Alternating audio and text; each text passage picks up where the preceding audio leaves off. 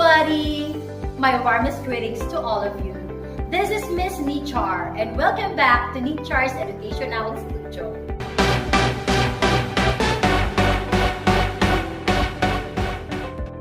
Our frontliners are as brave as a lion. Oh, she's as skinny as a toothpick. On my first morning on the farm, I was awoken suddenly by the cock-a-doodle-doo of the resident rooster. In this video, we're going to talk about the figures of speech. Before we dive too deep with the various types with several examples of figure of speech, we need to understand the difference between literal and figurative language. Literal language means exactly what it says. You say exactly what you mean. On the other hand, figurative language doesn't. In here, you don't say exactly what you mean. Let's take a look at this example. He ran fast. That's literal. He ran like the wind. That is figurative. What does ran like the wind mean? It means to run very fast. In this example, ran like the wind is a figure of speech. What type of figure of speech? Yes, it's simile. Basically, in figurative language, you do compare, exaggerate, and understate the situation. You use similes, metaphors, hyperboles, personifications, and other figures of speech to make your writing more exciting. Now, let's get to know more and talk about the different types of figure of speech. In this video, we will learn the 7 most common figures of speech. Number 1, simile. Number 2, metaphor. Number 3, personification. Number 4, hyperbole. Number 5, alliteration. Number 6, onomatopoeia. And last but not the least, oxymoron. We shall discuss other forms of figure of speech in our next video. This time, let's get started with the most common one. Simile. A simile is a figure of speech that compares two unlike things using like and as. These two things must have one thing in common. Let's take a look at this example. Our frontliners are as brave as a lion.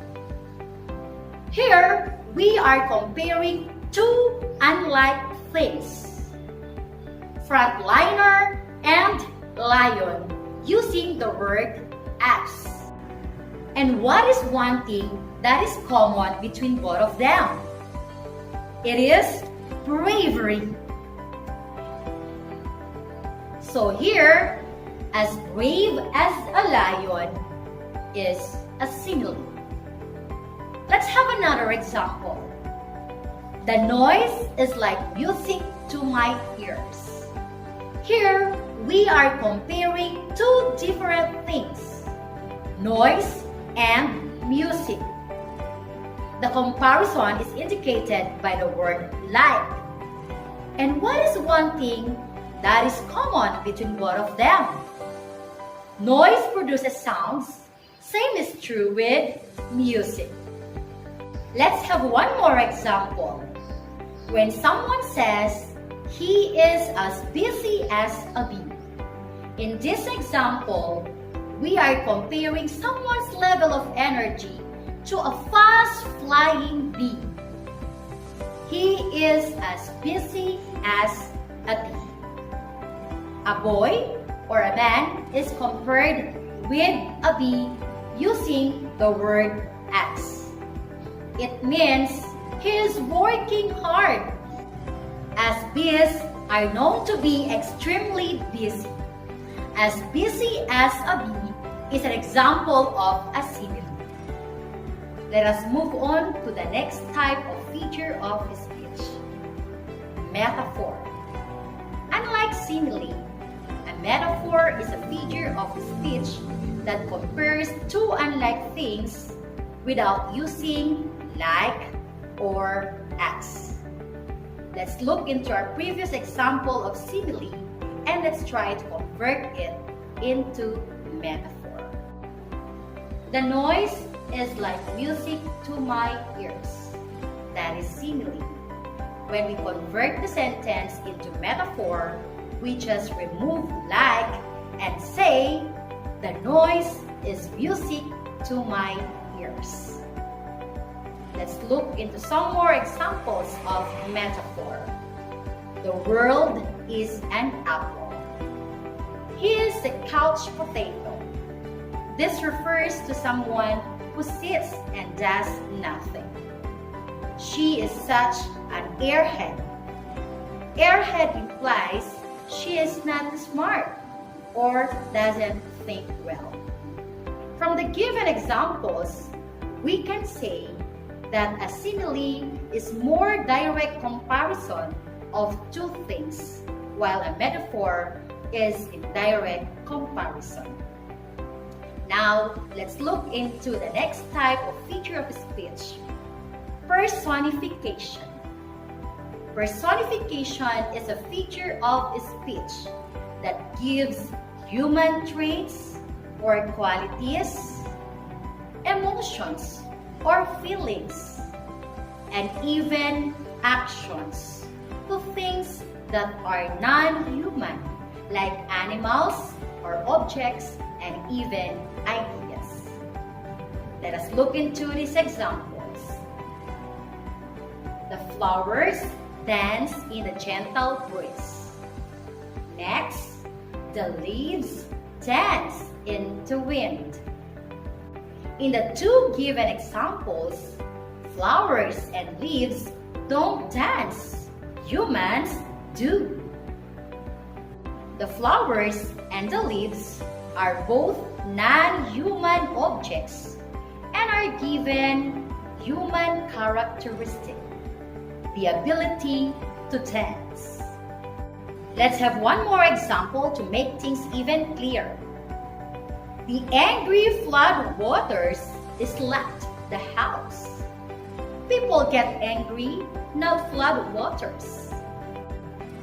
Also, the verb slap is a human action. So, these are examples of personification. Let's move on to the next type of feature of speech, hyperbole.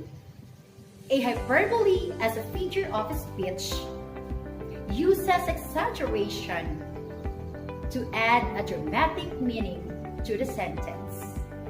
Hyperboles add excitement and fun. A boring story can come to life or become comical with the use of a hyperbole. As a figure of speech, a hyperbole is usually not meant to be taken literally. I died laughing, not literally. So let's take a look to some common examples of hyperbole.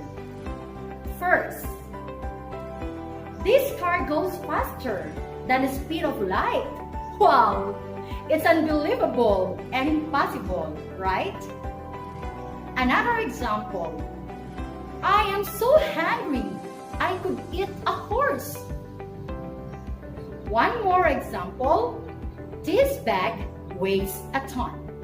So, these are examples of hyperbole. Let us now proceed to the next type of feature of speech, alliteration. Alliteration is the occurrence or repetition of the same letter or sound, especially consonant sounds, at the beginning of several words near each other. We can include tongue twister in this figure of speech. For instance, she sells seashells by the seashore. Do you notice the repetition of letter S or consonant S in the sentence? Yes. Let's have another example. Miss Warren was worried when Wendy was waiting.